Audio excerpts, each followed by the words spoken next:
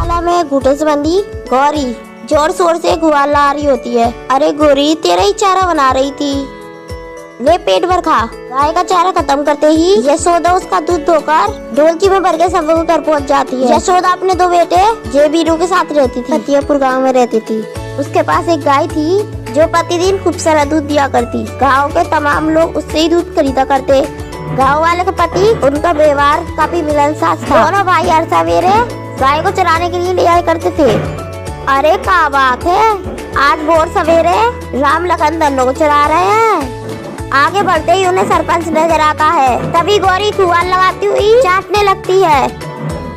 हाँ गौरी, ये ले चूल्हे की पहली रोटी तुम्हारे खातिर। एक साल सरपंच दोनों भाइयों को राना लिए यशोदा के घर आता है। अरे यशोदा भौजाई, सुनती हो, कहाँ हो?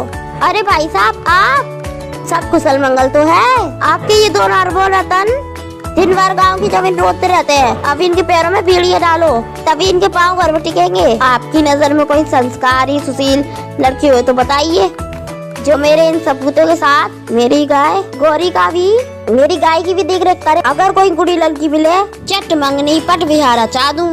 सरपंच नैना और पवित्रा नाम की अलग मिजाज की लड़कियों का रिश्ता बताकर कहता है। अरे जिनके नैन नक्श मनमोहक रूप में इतना निखार है, का व्यवहार कितना मिलनसार होगा न भौजाई। यशोदा आमी भर के बड़े ही धूमधाम के संग अपने बेटों की शादी कराकर दो बहू घर लाती है। आज से तुम दोनों मेरे घर की लक्ष्मी हो। बहू होने के नाते आज से ये घरवार की जिम्मेदारी तुम्हारे कंधे पे है। तुम्हें ना सिर्फ मेरे बेटे बल्कि मेरे गाय की भली तरह देख रेख करनी होगी। मेरा घर उसी के आश्रय टिका हुआ है। दोनों बहुएं तड़के भोर उठ के गौशाला में आती और चारों ओर मक्खियाँ भिनभिनाता देख हैरान नाक सिकोड़कर कहती हैं, ईयू छी, ये गोबर की बदबू, मेरा तो सर चकरा रहा है। ये मुझसे ना होगा। गौशाला की सफाई मैं कर देती हूँ, तुम जाकर घर साफ करो। दोनों अपने अपने हिस्से का काम निपटा कर रसोई तैयार करती हैं। तभी नैना टेबल पर आकर बैठ जाती है। ये देख पवित्रा चितकरवल सा मुँह बनाकर कहती है, इस जैसी चंट लुगाई मैंने आज तक नहीं देखी। जैसे वजह से टेबल पर फंसल गई है। अरे बड़ी बहू, क्या बड़बड़ाई जा रही है? खाना परोस और फिर धन्नो को भी चारा डाल दे। जी सासू माँ। पवित्रा मनी मन अपनी देवरानी से कुड़ते हुए खाना परोस के पैर पटकते हुए गौशाला में चल देती है। अरे इस गाय की और चारा करने की अकेली जिम्मेदारी मुझे ही क्यों? इसके दूसरे वाला मक्खर मिलाई तो सब हजम करते हैं। मेहनत मैं अकेली करूं। जहाँ दिन भर पवित्रा काम में लगी रहती, वहीं नैना सिर्फ बिचौरी में फंसी रहती। गुजरते दिनों के साथ घर के कामों को लेकर मनमुटाव और दीवार खड़ी हो जाती है। एक सवेरे गुस्से में बौखलाई पवित्रा बर्फीले पानी का जग नैना के मुंह पे उंडेल के कहती है, पलंग तोड़ने की परंपरा यही समाप्त हुई। जाओ और जाकर गौरी का गोबर चारा करो, समझी? क्या मैं और जानवर की पोटी साफ करूं? ईयू, ये जमादार वाला काम ना तुम पे ही जचते हैं। गुस्से में बौखलाई पवित्रा उसे जोरदार चाटा मारते हुए कहती है, देवरानी जी, जरा अपने बोल बच्चन में तेजी भी लेके आओ। जिटानी के आगे इतना बड़बोली बनना अच्छा नहीं है। जिटानी हो तो क्या सर पर चढ़ के तांडव करोगी?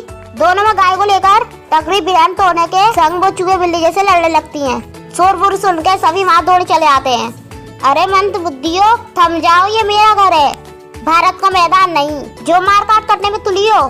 सासू माँ, आप बीच में मत पड़िए। आज मैं जिटानी जी को निपटाई डालूंगी। हाथ तो लगा के दिखा, ऐसे जन्नत टेडल कंटाल लाऊंगी, बत्ती सी बाहर आ जाएगी। ना जाने पिछले जन्म कौन से बुरे कर्म किए थे जो ईश्वर ने मेरे भाग्य में झगड़ालू बहू मर दी। अगर मुझे जरा भी खबर होती बल्कि बहू के रूप में मैं सुर पर का उठा कर ला रही हूँ, तो मैं तुम जैसी लोगाइयों पल्ले अपने बेटों को कभी न बांधती।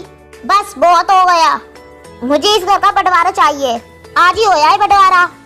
रोज रोज के कलेश से बंटवारा भला सभी चैन से जी तो सकेंगे। घरवार का बंटवारा ना चाहते हुए भी माँ की आज्ञा का पालन करते हुए करण अर्जुन सरपंच को खबर करते हैं। क्या बात है यशोदा भौजाई, आप इतनी हैरान परेशान क्यों हैं? सरपंच जी, मेरी बहुओं को इस घर का बंटवारा चाहिए। क्या? अरे बाबली हो गई हो तुम दोनों। मिसाल पूरा गाँव देता है, तुम उनके 2 टुकड़े चाहती हो। अगर आपसे ये बंटवारा करना मुमकिन नहीं तो हम सीधा अदालत का दरवाजा खटखटाएंगे। पूरे गाँव के सामने सबरे सामान के 2 हिस्से हो जाते हैं। तभी पवित्रा कहती है, मैंने दिन रात गौरी की सेवा में बिताया है, इसे मेरे हवाले करो, इसका बंटवारा करो। अरे लोभियो, एक ईंट के भी 2 टुकड़े कर डाले तुमने। इस गौ माता के बंटवारे को अपनी जबान पे बतलाओ। गाय के बंटवारे की बात चिढ़ते ही नैना मन बदल कर कहती है, मुझे ये सब कुछ नहीं चाहिए, मुझे ये सिर्फ गाय चाहिए बस। एक दिन भी गौरी का गोबर चारा तो कर नहीं सकी। गौरी की देखभाल मैंने की है। दूध वाली गाय तो मेरे हक में आई। दोनों के बीच गाय के बंटवारे को लेकर लड़ाई शुरू हो जाती है। अर्जुन कहता है, अब ये गौ माता ही इस बंटवारे को टाल सकती है। गाय का बंटवारा एक शर्त पे होगा, अगले 1 महीने तक तुम दोनों में से गाय की बड़ी ताकत से देखभाल करेगा। ये गाय उसकी होगी। दोनों बहू हैं। अगली भोर गौशाला में आ जाती है। जहाँ गोपाल आ जाती है और करण कहता है, नैना तुम्हें गौरी का गोबर फेंक के पूरे गौशाला को अच्छे चमकाना है। ये किस दलदल में फंस गई। अगर मना किया तो ये चंड जेठानी दूध का भंडार देने वाली गाय को मुझसे छीन लेगी। अरे किस सोच में डूब गई। कुछ नहीं, मैं करूंगी। नैना मुंह सुखड़ाकर गोबर साफ कर देती है। तभी गाय पूंछ उठाकर दोबारा से गोबर करते हुए मिमियाती है। अरे ये जानवरों के दुश्मन फिर से मेरा काम बढ़ा दिया। शर्त के मुताबिक शाम होते ही पवित्रा बाल्टी लेकर गौशाला में आती है। आज से पहले कभी दूध तो निकाला नहीं, लेकिन कल को तू मेरी इससे आएगी तो मुझे ही सब कुछ करना होगा।